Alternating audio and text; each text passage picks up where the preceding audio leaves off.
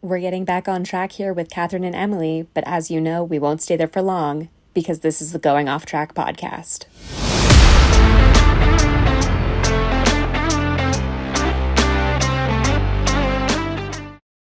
Hello, and welcome back to the Going Off Track podcast. I'm Kathryn, that's Emily, and that was the 24th race of the year.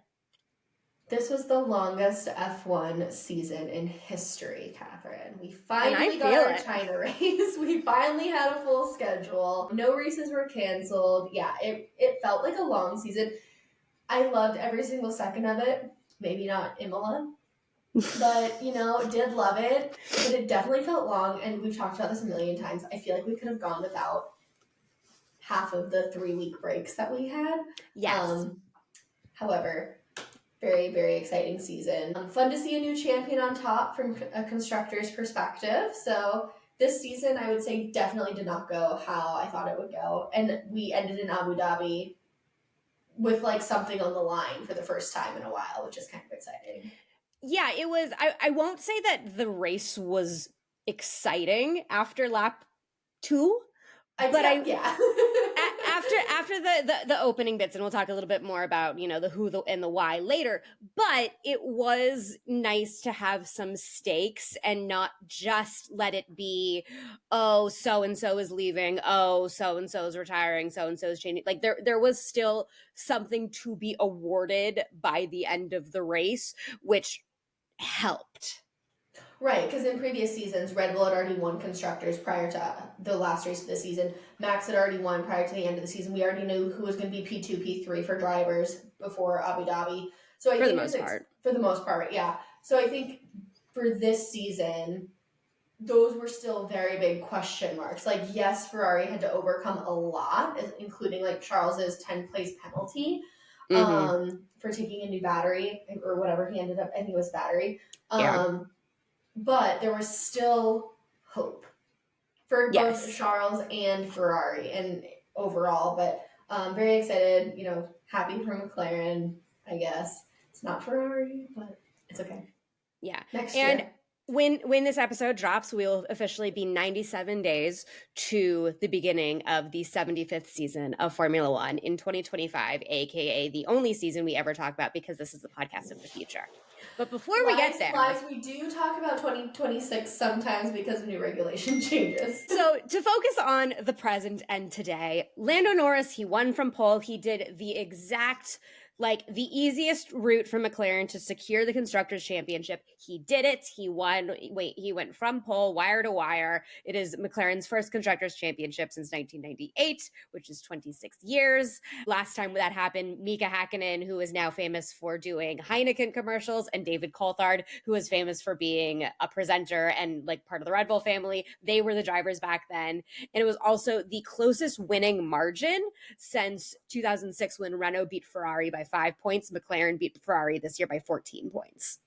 Yeah, it was super close. Definitely down to the wire. And I mean, Ferrari did everything they possibly could. It was a double podium for them. They didn't win. Lando really went for it, wire to wire. And it's really hard to lose from pole in Abu Dhabi if you do it right. Or if you have interference from Michael Massey.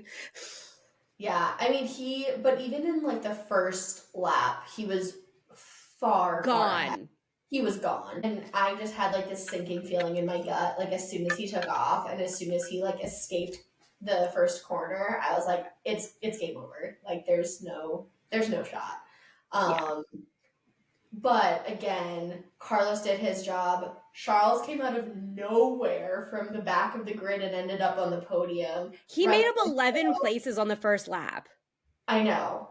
It was, and if you heard the cooldown from Lando was yeah, I looked up at the board after the first lap and I saw you were P8 and I was like, oh shit, here we go. Here he comes. Sadly, neither of them could catch up. McLaren just had a lot of pace today.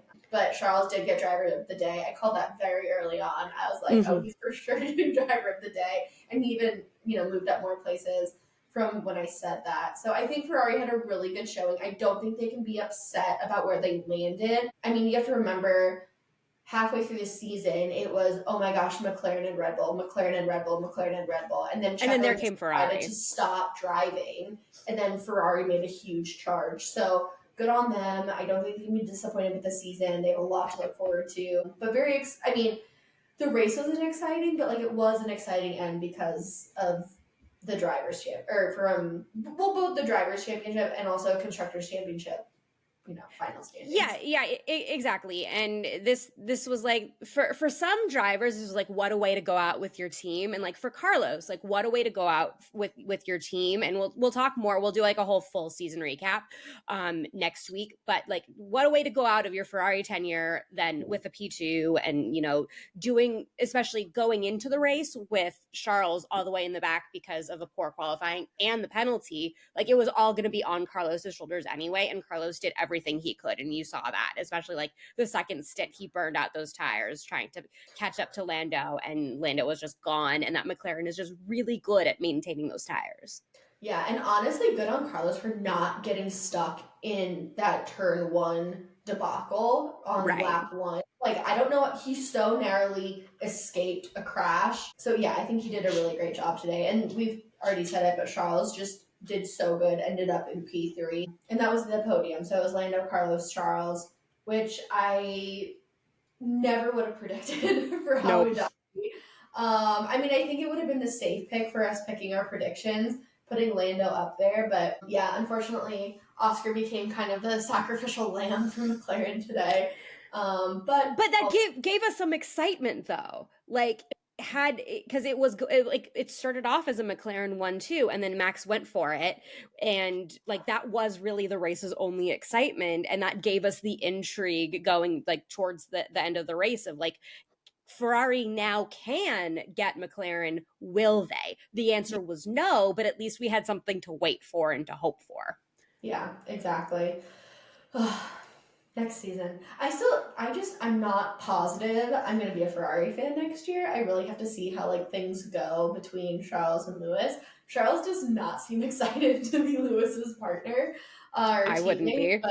But we'll see. But also, speaking of Lewis, I just love his whole like transitional wardrobe all weekend. So he started in white, and then it was like pink, white, and red, and then today he just showed up all in red, which I don't know if that was intentional with him. I'm sure it was. It totally was. But I also just like, I would have loved for him to come out like a full head to toe, like silver getup. Like, can you just imagine like full like silver shimmer with like a bucket hat, huge sunglasses? Like, that's just that's like what I envisioned him for this weekend, or like all black. He does rock all black quite often. So I was a little disappointed I didn't see more like Mercedes like stuff, the weekend, like go into Thursday, Friday, and like the Mercedes and the black and silver, and then end the weekend in the Ferrari red. No, but I don't know. I don't love that he's already rocking the Ferrari red. I think like it's been so endemic of what's been happening lately, where he just like so ready to get ready to go to Ferrari. Like he's been ready to move on for weeks. But yeah, I also like he drove a great race too, because he didn't have a good qualifying, and then also ended up with a bollard under his car from Kevin Magnussen, who also had a bad qualifying. But then he managed to cut through the field very similar to the way Charles did, and it was a Lewis Hamilton George Russell battle 4P4 at the end, which of course we didn't see until way after the race actually ended. But the radio call from Toto to George, I loved, because it was like, Lewis is coming, keep it clean, which I personally feel like is code for if Lewis tries to overtake, don't fight him too hard. Like, let's give him this. Yeah. Well, I think it's just like, at the end of the day, either George is going to get P4 or Lewis is going to get P4. So it's not going to make a difference in constructors standings. And neither of them are in it for drivers' championship. So I will say one nice thing about George for the first time in my life. I think it was very classy of him to let Lewis go through. I can also see him saying, like, it doesn't matter, so why would I do that? Yeah, but I think he nice. Also understood the stakes here and kind of what it means for Lewis to, go out on as much of a high as conceivably possible, considering the way that the last few years of his time with Mercedes has gone. So Yeah, and I mean, look, Lewis is the longest tenured Mercedes driver, the longest tenured driver with a single team in the history of the sport. He's done so much with Mercedes that, you know, it's just like, give him the P4 and then you can be enemies again when he's at Ferrari. Yeah, and the thing is, when I just to quickly think on this because someone brought it up in the broadcast, Lewis and Mercedes are so synonymous with each other. And like whenever I think of Lewis Hamilton, I never think of him as a McLaren driver. I personally will never think of him as a Ferrari driver. For me, it's always going to be Lewis is at Mercedes with Toto Wolff. And like Right. I would equate it to like Tom Brady, Bill Belichick, and the Patriots. Like, yes, he went somewhere else to play. But you don't think of Tom Brady as a Tampa player. No, never. It's like him, he is a Patriot. So there's just like certain athletes where you think of them where they had their longest tenure, where they had their most success. And Lewis could become world champion next year and the next year, but I'll still never see him as a Ferrari driver. It's just like, it's so ingrained that he drives for Mercedes, he drives with Toto, and that's just how it is. Like listening to Toto's radio and just seeing them and seeing everything Toto's been saying all weekend. So emotional. Yeah. But like, and that's the thing. Toto loves Lewis so much, and their relationship is so beautiful that he can't be mad. He's like, if he can't win with us, like he should go somewhere where he can win. And I think that's just really cool to see because I can see some like other team principals throwing a pity party and being really upset. Zach Brown. Yes. And I just think it's really cool to see him support Lewis so much. So I don't know. It's end of an era. Yeah, I agree. Also, speaking of Zach Brown, I think I talked to you about this or maybe about to my dad about this, but I feel like Andrea Stella should have been the team representative that was on the podium. It was with Kathryn. Are you and like kidding me? I get it. He's the CEO. A second of him being able to like relish in the glory that he's done. I know. And he's made a lot of decisions and he's like signed off on things. However, like it should have been Stella. Right. But at the same time, like, that's the same reason why Zach Brown's on the radio call and it's not Stella, because Zach wants the spotlight. Like, that's just who he is. But someone also made the comment, like, they're two complete polar opposites, which is why they work so well together. Because, like, can you imagine like, Gunther and Zach Brown working together? Absolutely. Oh, no, they'd kill each other. Exactly. Like, it'd be horrible. So that's just how it is. And I think Stella can take a step back and do his job while Zach does the but that said, I still feel like Stella should have been up on the podium 100%, and Zach knows that too. I'm glad that they did cut on camera. They cut to him because he was like he was right below with the rest of the team and everyone celebrating, so like he wasn't far away, but that's just my thoughts. Anyways, moving on to who else impressed. Max Verstappen, he did give us, as we said, the only entertainment of the race when he knocked into Oscar Piastri going for it on turn 1. And he got a penalty. He got a couple more penalty points to his super license. He now has 8 of 12. He joked afterwards about getting 12 next year so he could take paternity leave because, surprise news going into the weekend, his partner, Kelly Piquet, is pregnant. I'm so excited. Yeah. Also, I love that he calls himself a bonus dad to Penelope. He's like, well, I've had a little practice. I'm a bonus dad to Penelope. So this is really interesting, too, because, like, in the NFL, MLB, NBA, athletes will take, like, a week off when there's a child born, or if they can, sometimes they will, depending on their role, whatever. I wonder if he'll actually take time off, because we all know Max is very much, like, he races as an afterthought. Yeah, so like I will not think differently of him either way, but I'm just like intrigued, especially when people were starting to talk about that. I was like, I wonder if he actually will take time off or if he won't. But I mean, hopefully they scheduled it so because we don't know when, like we don't know how far along Kelly is, and so therefore we don't know when she's due. Hopefully they scheduled it for maybe like when there's a little bit of a break between races. Obviously, you could never that she's not going to be pregnant for that long, but obviously you can never predict when a child is going to come. I took my time; I was 2 days late, but it'll be interesting to see timing wise and like what the grand scheme of the championship is going to look like, or if he's going to race really quick and then hop on his plane and go straight to, you know, whatever hospital she's giving birth in. Who knows? Who knows? But very happy for them. Very exciting. I love how he said that he hopes that the child does not become a like racer, and like he will support them. I don't know if it was you or if it was something on Instagram, but someone's like, just keep the child away from Yost Verstappen. That was me. Yeah. The weird thing too is like Yost just had a baby and now Max is having one, so they're gonna have like uncle and nephew or niece that are like a year apart. So right. Yeah, and then the other funny thing that I think I sent you was this meme of Max Verstappen. It's Max Verstappen to perform gender reveal by crashing into Alpine or Williams in season finale. I love this. I saw that. It's so good. It's so good. Yeah, that made me giggle. More Max news. It also came out that he will in fact be serving his community service next week, or I think it's next week, right? The awards. It's this week. This week. Someday I never know, like if it's this week or the following week. I get confused. Time is weird. But he will be working with children in Rwanda. Rwanda will be hosting the awards this season for the FIA awards. So look forward to that. I'm sure we'll see a lot on social media. This is for his penalty for the Singapore GP, where he was swearing on the broadcast. In the press conference. Yeah, that was broadcast. Sorry. In the press conference, that was broadcast. But yeah. So this is still dumb because Charles Leclerc doesn't have community service. He doesn't have to go work with junior drivers in Rwanda as hosted by the Rwanda Automobile Club. But Max has to be a better person. Apologized. So he apologized. I didn't apologize after accidentally saying the fuck word on national television by accident. Oops.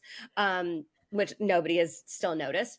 But anyway, the other funny thing about Max is Red Bull officially finished third in the Constructors Championship, where nobody really predicted them to be this year. No. But because he won the Drivers' Championship this year in the third best car, that is the first time since Nelson Piquet, who happens to be his partner, Kelly Piquet's father. So, and it all comes back together. Time is a flat circle, and the Formula One world is very, very tiny. So there's a few other fun facts from this weekend, since this is the end of the season. So Oscar Piastri has become the fourth driver of all time to drive every single lap this season. So the others are Michael Schumacher, Lewis Hamilton did it in 2019, and then Max did it in 2023. Super cool. McLaren as a whole became a constructor that did not have any DNFs. Wild. Now, Lando technically didn't finish Austria, but he was awarded a +7 laps or whatever, so he still was considered to be finished and didn't DNF. But it is really cool that a constructor had 0 DNFs. Yeah, and it's interesting that, you know, the first time this ever happened in the history of Formula One was Schumacher in 2006. And then it doesn't happen again until 2019. And then you have it in 2019. And then, 4 years later in 23. And then again the next year in 2024. So it really speaks to the reliability of cars and how cars have gotten more and more reliable as the years have gone by. Even when I watched every race of the 2016 season, which is linked above, there were so many more DNFs every race than we have now. So it's nice to see that reliability is not one of the issues plaguing Formula One cars in the modern Formula One era. Yeah, I would also like to highlight the 3 previous drivers are world champions. I think we're seeing some foreshadowing with Oscar Piastri. There's definitely a trend there. Also because, and I just want to throw this out there, I've always semi-liked Lando, but I feel like this year he's just kind of rubbed me the wrong way. Maybe that's just his personality. Maybe it's not. But, on his radio, he's like, yeah, next year's my year. I'm like, but what about Oscar? Yeah, I heard that. I was like, cute, but no. I still maintain that Oscar is going to win before Lando does. Yeah. And, I would be remiss to highlight a positive thing from coming out of Alpine, specifically Pierre Gasly, who I completely forget about all the time. So he finished P7, so he did have a good weekend, but with his finish this weekend, he became the first ever F1 driver to finish his season having caused $0 in damage. Now, what do people call it on it? It's like not the Constructors Championship. The Destructors Championship. The Destructors Championship. Which also I'm pretty sure Franco Colapinto has won, even though he only raced like a third of the season. Yeah. Neither here nor there. We love him. He's our boy. But yeah, so Pierre Gasly ended up with a whopping 0, which is insane to me, just thinking about how Alpine started and how Alpine season went last season. But good on Pierre. I will say this is on a technicality because his engine did blow a couple weeks ago. Yeah, but he did not cause the engine to blow. The engine just decided it wanted to not cooperate and blew a hole in his car. But for the fact that he did not crash and he did not cause any damage or have enough damage caused to him to warrant costly repairs. He did none of that, which is also shocking and speaks also to his irrelevance because we always forget because he doesn't often do things in races other than, the weird podium in Sao Paulo. Yes. However, I would expect him and Ocon to get in a crash or ruin a wing or something. You know what I mean? Well, they did that, and that was Monaco, and that's when Ocon almost got fired. Which also to speak on Ocon, obviously Ocon wasn't here this weekend, and he did ultimately get fired, but he didn't get fired mid-season. But apparently the negotiations for how Ocon ended up being released from Alpine to do the postseason test this week with Haas, his team that he'll be in next year. Apparently that was kind of held over his head by Flavio Briatore.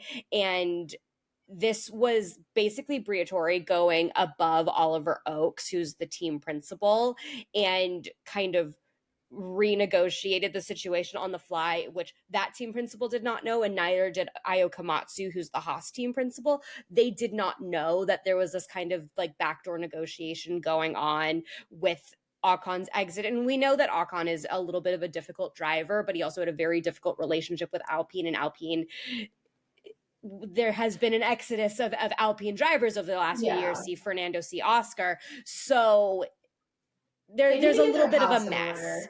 They really do. Sad because they're such a disaster and they keep firing everybody, and the drivers are the ones who suffer for that. Was Ocon a superstar this year? No, but I also think to get rid of him for the last race is extremely petty and disgusting on Alpine's part. Look what Carlos is testing for Williams in Abu Dhabi, and Ferrari's here you go, bye. Granted, they were the ones to let Carlos go, but the same thing for Ocon. I don't know, and maybe their situations are a little different. Carlos, I think, still has a great relationship with Ferrari, and he's spoken out about how I understand why I'm leaving and Lewis is coming. I understand why I need to go, but and I don't know.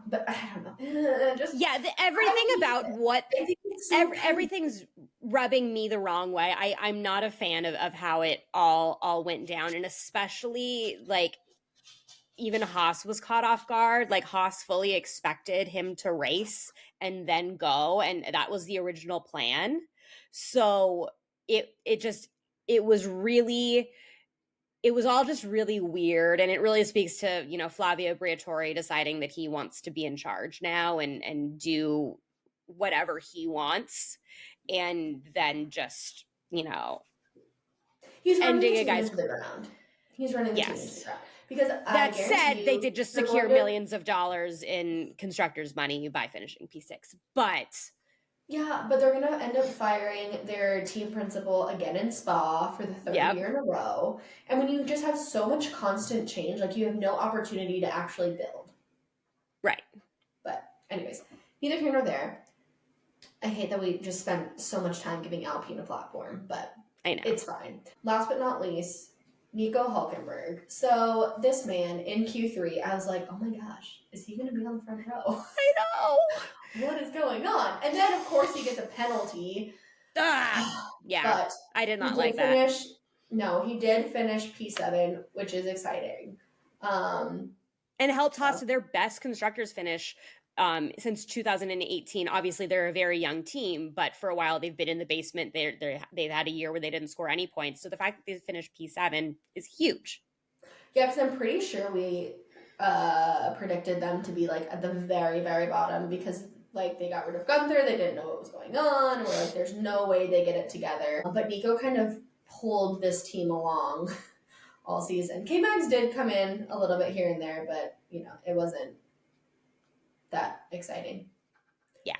And then to move into who disappointed, of course, Sergio Perez didn't have a great qualifying again. Went out with it. I mean, he couldn't, like, it wasn't his fault that he retired after turn one. Could have been.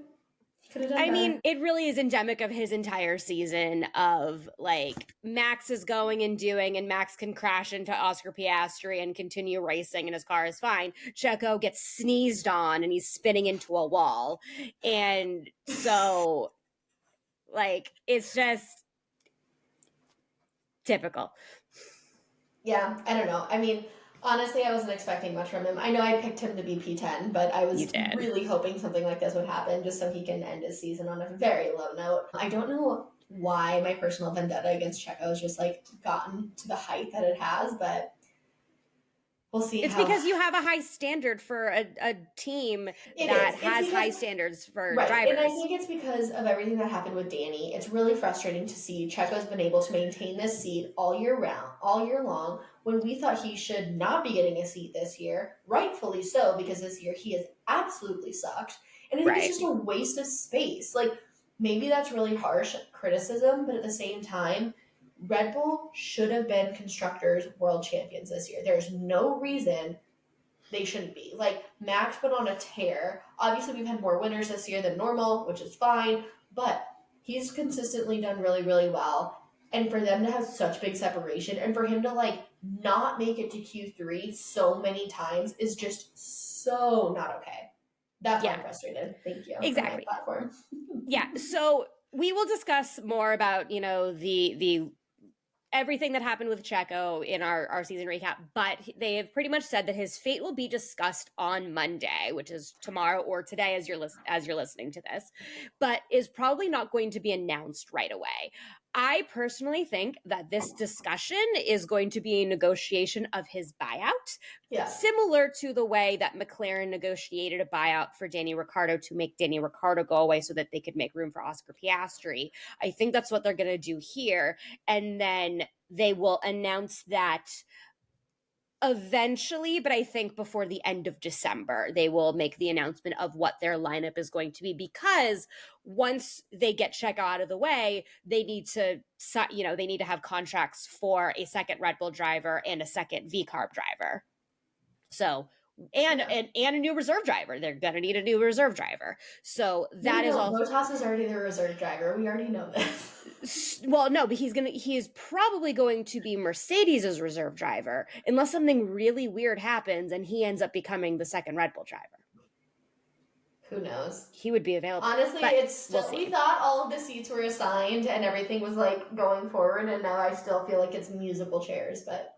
Yeah, silly season continues, and it started early and is ending late. Yeah, so another bummer, I don't really want to say disappointment, but another bummer was Kevin Magnussen, who had a really strong start to the race, was in the top 10 for a while, and while he didn't, he was lucky to not DNF because he did get tagged by Bottas, but without DNFing, he was able to reach 50,000 kilometers raced in his F1 career, in his last Formula One race, pretty much ever, because he's moving to BMW M Motorsport team in 2025 and will either be racing in the Sports Car Championship or the World Endurance Championship, TBD still, but he will be racing for BMW. So he'll still be racing. He's just not going to be racing in Formula One.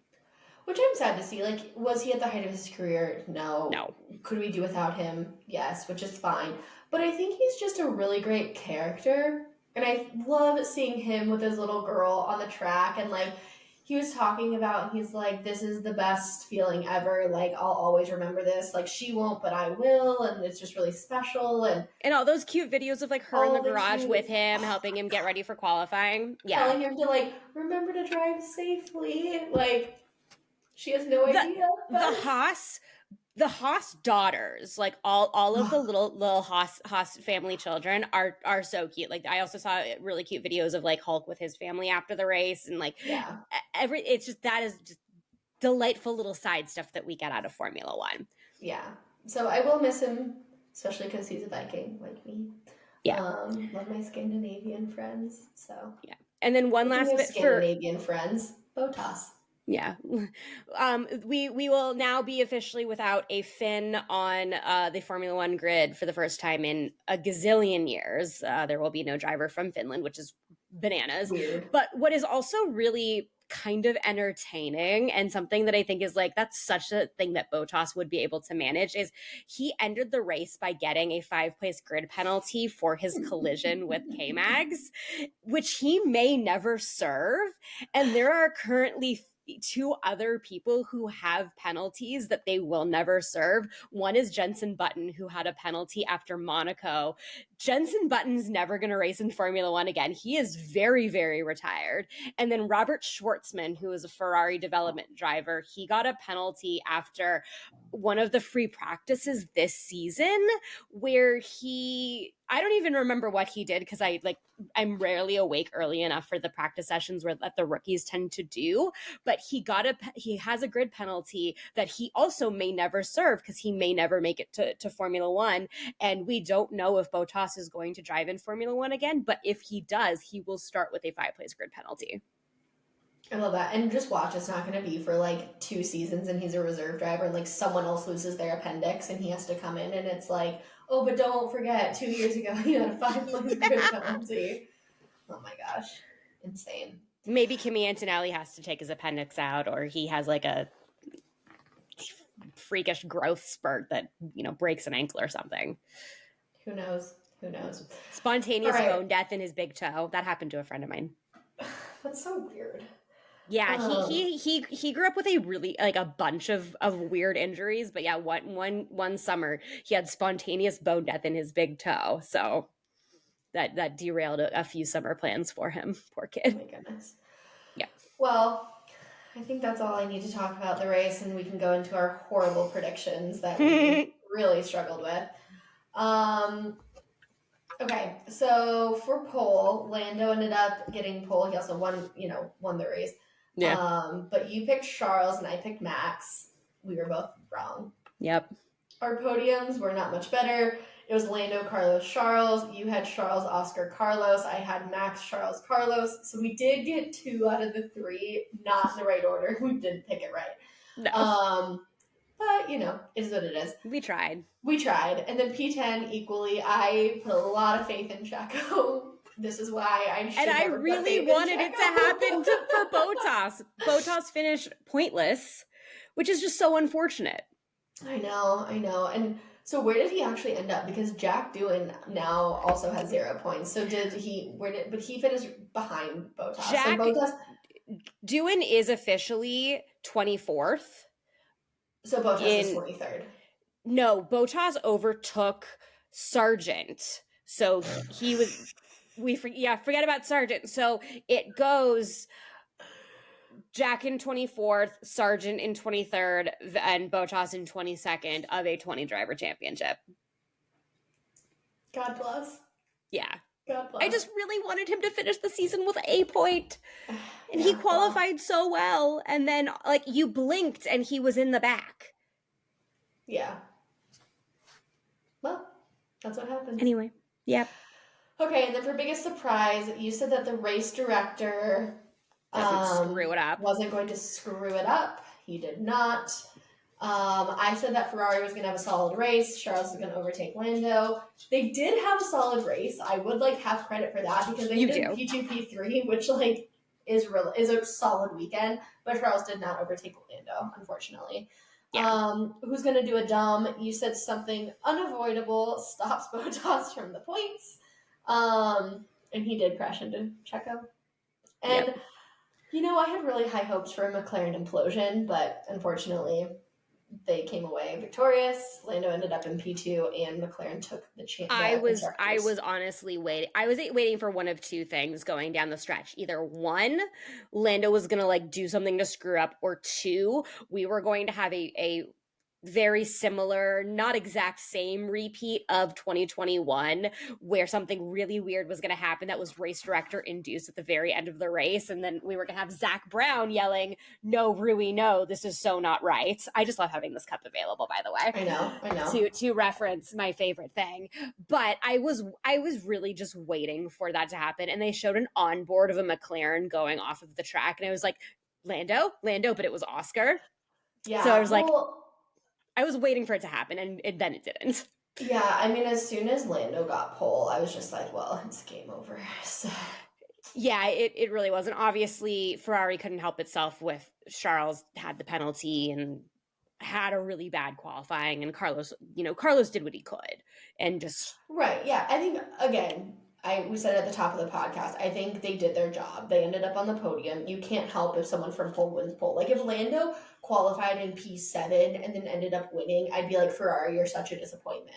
But he started on pole. You mentioned it's really hard to lose from pole in Abu Dhabi. So, yeah, I think it was just inevitable, unfortunately, after qualifying.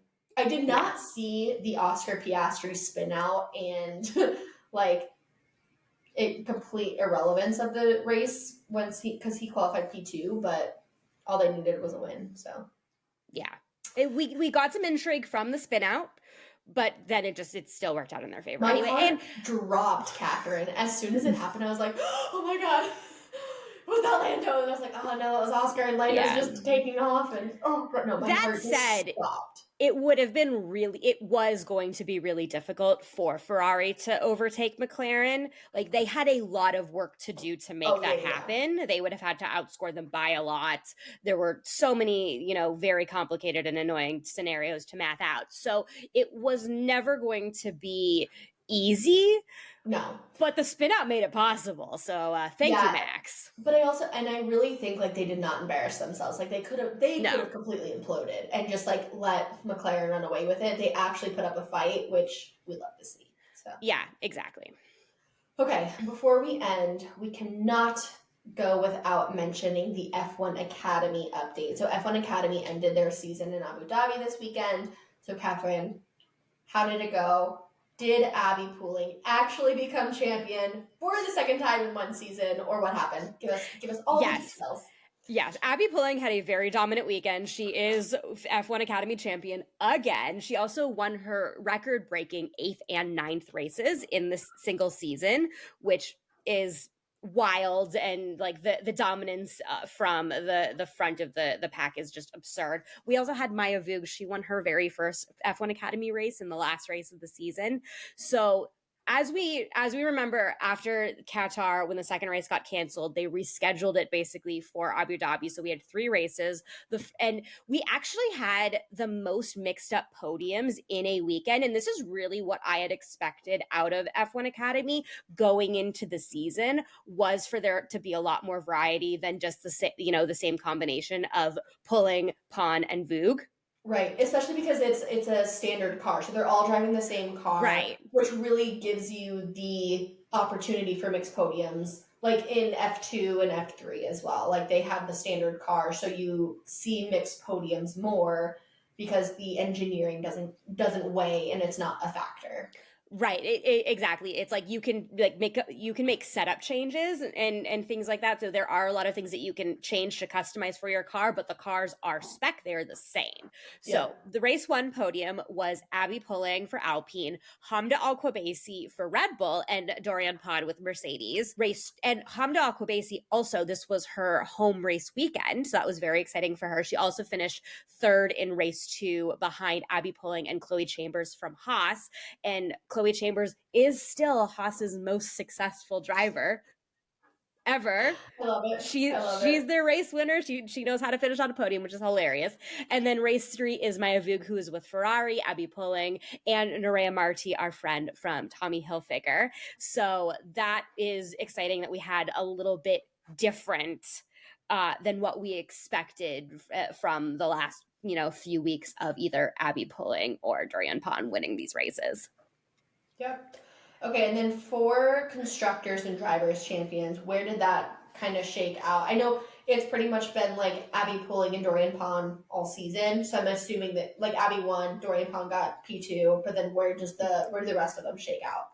Yeah, so 1 and 2 are pretty locked up, especially like going down the stretch. Abbi pulling finished with 338 points to Dorian's 217. So she won by more than 100 points, which is ridiculous if you think of how close last year's championship win. And with Marta Garcia, with like the margins were very close.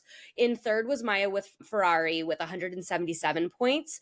And then Nerea Marti, Tommy Hilfiger, she finished with 136 points. She overtook Chloe Chambers, and Hamda Al-Qubaisi also overtook Chloe Chambers and finished in fifth with 133 points. The big point scores from her 2 podiums in those 2 races really helped shoot her up the standings, because the Red Bull team, which was MP Motorsport, really didn't do much this year by way of anything, which also brings us to the constructors standings.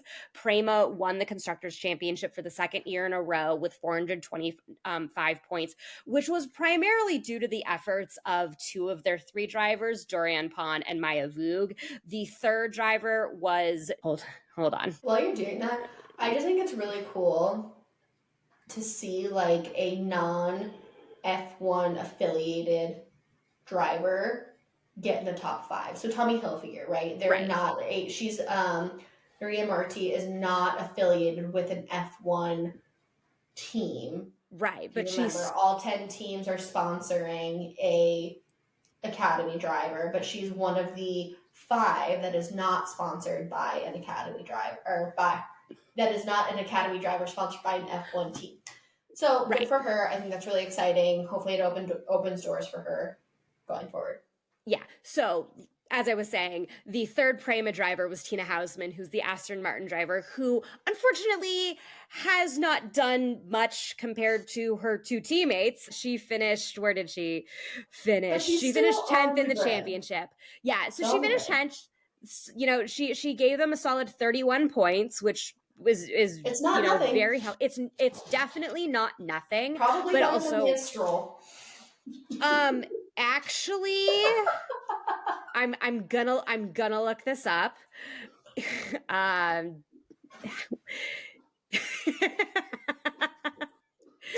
Hausman did beat Lance Stroll. Lance Stroll finished the season with 24 points. Tina had 31. So let's give Tina the second Aston Martin seat, and Lance can drive an F1 Academy next year. I think that's not possible for a plethora of reasons. What? Just 1 or 2. So anyway, back to the final constructor standings. Rodin Motorsport finished in second. That's Abbi Pulling's team. She gave them a bulk of their points with 385. Then, as we fully expected, Campos Racing finished smack in the middle with 292, followed by MP Motorsport, who pulled away with 178 points, and ART Grand Prix rounded out the back end with 146.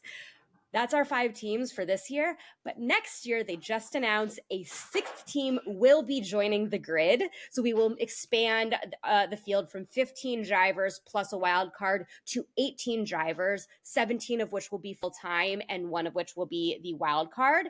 And High Tech Grand Prix, which is in a bunch of other different series, they will be joining the F1 Academy. And they will have 2 full-time drivers, and they will host the wild card each race.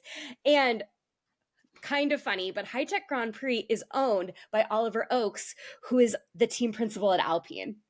For now. Wait until Spa 2025. Yeah, I'm legitimately, if he does not, I will be shocked if he does not get fired. Like, no matter how well or how badly he does, I just feel like that's just when they fire their team principals at Spa every year anyway. So I'm just waiting for that to happen. But even if he does get fired, he still has High Tech to fall back on. Yeah.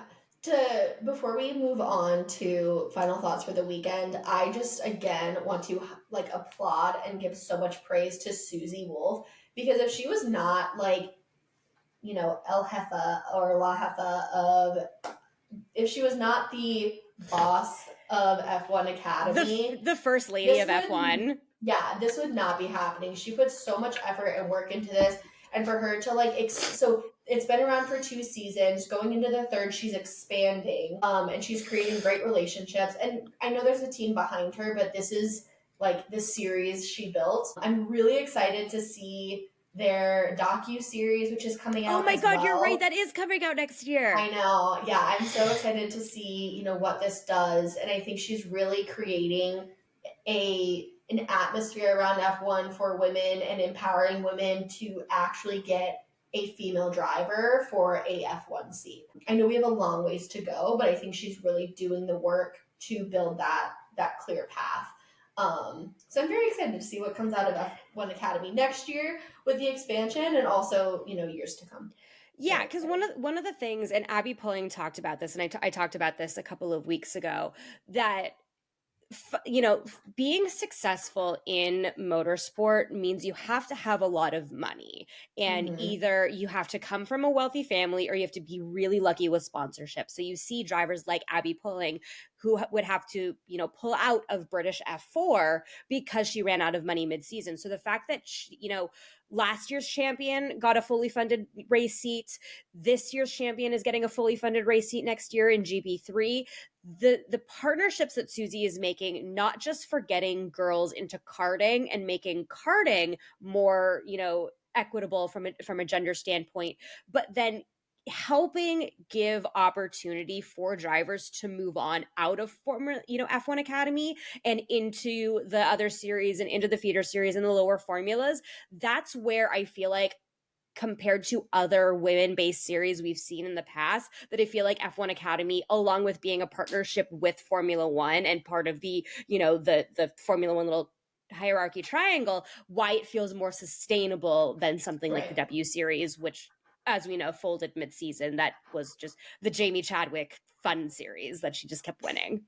Yeah, no, I completely agree. Very excited. Love her. Yeah. Okay, final thoughts. This felt like a very long season, but a good season. It was very competitive.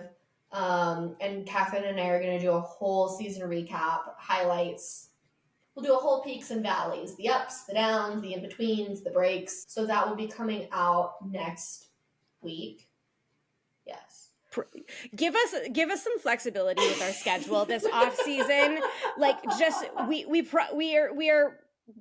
we will have stuff for you as it comes at some point, because as we know, Emily is a lot busier than I am. So finagling things with her schedule, we will make it work. And obviously we will be around, and then you will obviously see us for season 75, season 2025. But this was an exciting season. I'm very excited. Yeah, go. Before we get to next season, which we only talk about, I still think we need to make an over-under of how many times they mention it's the 75th season of F1. I don't know how we'd count that, but the answer is going to be so many. But yeah, this, I mean, to before we think of final thoughts of the season, Abu Dhabi, thank God Max Verstappen gave us something to be entertained by, whether it was his off-track shenanigans with George Russell or tagging Oscar Piastri in lap 1. At least we had that. So we had something exciting for a race that, we know that they can't all be bangers, but this one was not a banger. No. But, I mean, it depends how you look at it. I mean, if you're a McLaren fan, you're probably this is the best ever. So we'll see. We'll see. Yes. So moving into your off-track moment, I have a couple of honorable mentions, but I wanted to know what your off-track moment of the weekend was. So to be completely honest, my off-track moment I thought was going to be Lewis Hamilton and everything that happened. Him taking pictures with everybody, him and all of his tributes and everything. But again, did not see this coming. Max Verstappen and Kelly Piquet really took the cake for me. I'm very excited for them. Their announcement of having a little baby. That was my off-track moment. I just think it's, exciting for them. Very happy for them. I'm warming up to Max. I really like Kelly. Don't want to take thunder away from Lewis and everything that he was doing this weekend, with it being his, last race at Mercedes. But yeah, Max and Kelly took the cake for me. Yeah, it was actually like really interesting. The way everything was framed this weekend was like big constructors battle, Lewis's final hurrah with Mercedes, last races for Bottas, Zhou, and KMags. Hulk is moving to a different team. Jack Doohan is joining the grid a race Yeah, early. And it was really interesting. Like, McLaren wins the Constructors' Championship, but all the broadcast cares about, rightfully so, is Lewis. right. And that, like, Lewis, and he's crying on his car, and it's very emotional, and he's saluting everyone. And it's great that they had him come out onto the straight, and he got to do his donuts. Zhou Guanyu also got to do his donuts. We just didn't see them on camera because I think he did it on the back straight. So it was just really funny how like they kind of really did ignore the other departures from the grid, and then you have Lewis Hamilton who's not even leaving, but he I gets like all the know. big and I don't have a problem with them recognizing him, but it's just funny how it worked.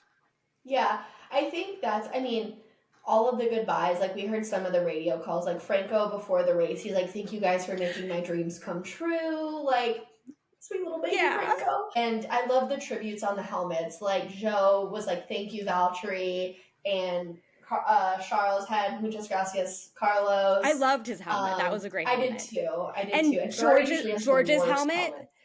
George's helmet was with Lewis. good. Yeah. And Lewis's, had dunk on it, and it was like his classic colors. So And I think that was Valtteri's what's kinda next cool. helmet. What's Yeah, next? Yeah, he's really buying into this whole what's next thing. he really is, and I cannot wait to find out what is actually next. So Also, that'll before my like final third thought too, speaking of Valtteri, is like everything on Instagram for the drivers' dinner. Like we all look forward to the drivers' dinner every single year, and like Max and George had to be like separated, and Valtteri ended up picking up the tab, and they're like, "Wow, cutthroat drivers making the unemployed 0 point like insignificant driver pick up the tab when you have like world champions." I thought that was really funny. But well, apparently Lewis organized the dinner itself, but then Valtteri was the one who did pay. Well, I think Lewis organizes it every year, though. Probably. Yeah, but And apparently the original plan was for there was a space open next to Max for George. but they and did Max it on is like purpose because George was running late, and they like Yeah. all did that. And then George is like, no. And then there's the drivers association photo where they ended up next to each other anyway, and that was apparently not on purpose. God love it. Yeah. So I George have is just trying to be, popular. I have my thoughts on the George Max nonsense, which is I don't actually care, but I do have two tiny honorable mentions for off-track moments. One is where is it? Number one is Pirelli went off with the podium hats this year, and I really feel like they need to do podium hats that are like tailored to each race for every race. Like obviously we love the classic black and gold, but like the United States denim, the Japan one, all of the ones that they make that are like specific to the race and like the cultures, I really think that they should do more of that. The blue ones we had today were really nice. And then the other one was, as we know, the F1 movie is still filming because it's coming out in 7 months. And poor Charles, who had a really rough weekend, really tried as hard as he could to take P2 in the championship and help Ferrari to the Constructors' Championship. He was really feeling a little rough going into his podium, and then had to do a fake podium. Spoiler alert, has to do a fake podium with Brad Pitt and with George, and has to like pretend to do like the champagne everything and be really excited for this movie that he's going to be in, when he was very disappointed 15 minutes ago. So I think that was just really funny, and I really can't wait to see this movie to pick out where things were all filmed. Yeah, I think the movie is gonna be like we already have a trailer, and they still haven't even like finished the plot or the filming. So I'm just like very confused. I'm losing more and more faith in this movie, to be completely honest. But we'll see next year. I think it's gonna be ridiculous, and I just can't wait. Like I'm gonna have to see this movie multiple times, and it's coming out in the middle of summer, so I'm gonna be real fun about this at camp. Well, that is our Abu Dhabi recap episode. Again, like I said, we will have our 2024 season whole big wrap up for you. Maybe next week, maybe the next, TBD on schedules. But that has been our Abu Dhabi recap episode. Thanks for going up track with us, guys.